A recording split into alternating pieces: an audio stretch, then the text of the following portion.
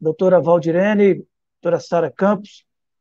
E eu quero, nesses poucos minutos que nos é dado aqui, mas extremamente importante para mim, primeiro dizer do meu compromisso com a causa dos técnicos, assistentes, especialistas, nessa busca pelo reconhecimento de que efetivamente pertence ao mesmo órgão criado pela emenda 104, que é a Polícia Penal. Cumprimentar pela criação da Associação Nacional, é fundamental essa articulação nacional.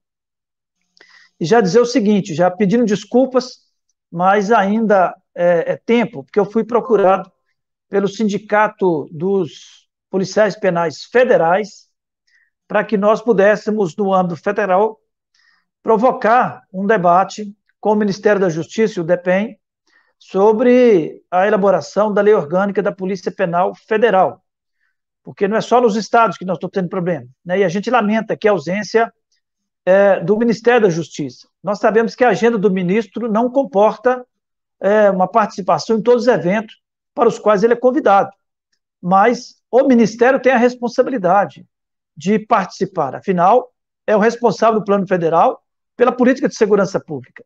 E essa discussão aqui não é uma discussão menor em termos de segurança pública. Mas eu peço desculpa aqui já aos companheiros da ANATESP e peço para que me indique, o Zelino tem o nosso e-mail, tem o nosso WhatsApp, que nos indique o representante da ANATESP para participar de uma audiência pública que vai acontecer quarta-feira que vem, às 16 horas, na Comissão de Segurança Pública.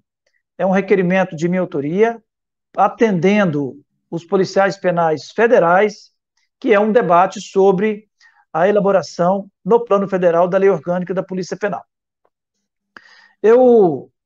Dito isso, eu quero reforçar aqui a posição que eu já manifestei em outras oportunidades, da minha compreensão de que o artigo 4º da emenda 104, ela impõe aos estados que reconheçam os especialistas, os técnicos, como policiais penais. Não é nenhum favor. É o reconhecimento do que impôs a emenda 104. Quando nós analisamos aqui todo o artigo, né, preenchimento do quadro de servidores policiais penais será feito exclusivamente por meio de concurso público e por meio da transformação dos cargos isolados, dos cargos de carreira dos atuais agentes penitenciários e dos cargos públicos equivalentes. Eu desconheço que a expressão agentes penitenciários exclua os técnicos. Só por isso, nós já temos a segurança de que os técnicos são agentes penitenciários, na sua essência, nos cargos para os quais fizeram concurso público. Eles fizeram concurso público para o sistema prisional como agentes penitenciários com uma função de técnico de especialista. Mas se não quiser, se houver resistência, eu não tenho nenhuma dúvida de que o final da redação aqui, o final do enunciado do artigo 4º, ele comporta, se nós não quisermos admitir, por alguma razão, esdrúxula que seja, o conceito de agente penitenciário para também os técnicos especialistas, que é a definição dos cargos públicos equivalentes. Eu não consigo compreender outra possibilidade de interpretação desse artigo, senão comportando automaticamente os agentes, os técnicos especialistas. Então, para mim, é um falso conflito que está colocado. Aqueles que estão discutindo se pode ou se não pode.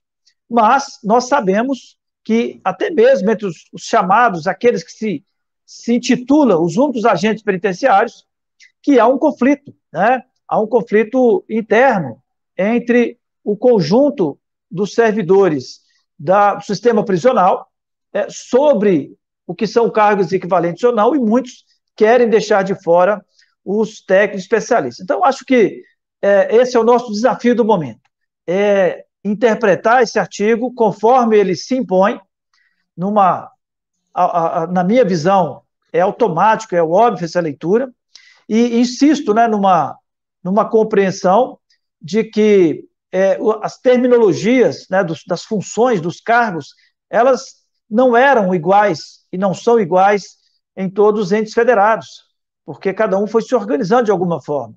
Então, por isso, a emenda constitucional acabou não tendo condições de definir todas as funções. Essa é uma redação que foi feita exatamente para, não tendo um rol taxativo dos cargos e funções dentro do sistema prisional, que pudesse ter uma expressão que acolhesse a todos do sistema prisional.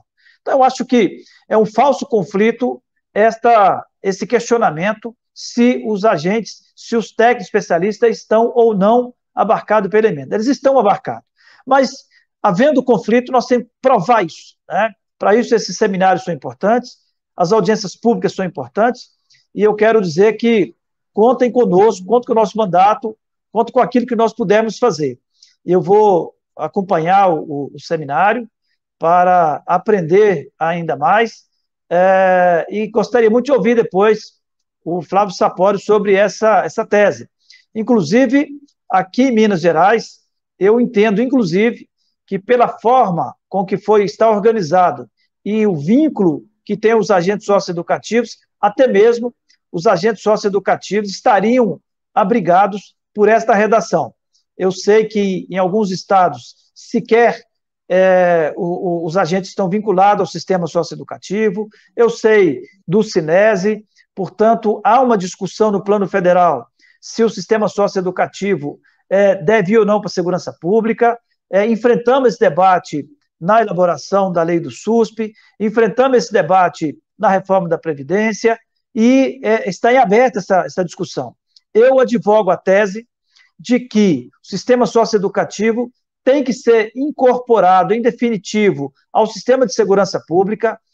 Em Minas Gerais, que há, na minha compreensão, o concurso público, da forma que foi estabelecido e concebido, ele já está abarcado pelo artigo 4º da emenda 104, mas reconheço que em outros estados não estão, pela forma com que foi consolidado o sistema, pelo vínculo a outras secretarias, mas compreendo que o artigo 4º e a emenda no seu todo e o artigo 4º, ele pode muito bem, na lei orgânica e nas constituições estaduais, atribuir à Polícia Penal a responsabilidade do sistema socioeducativo. Então, se eu não posso, de imediato, em alguns estados, definir que os agentes socioeducativos já estão incorporados, já estão, pela emenda, integrando a Polícia Penal, eu, na minha compreensão, eu posso, a partir da regulamentação em Constituição Estadual, na Lei Orgânica Estadual,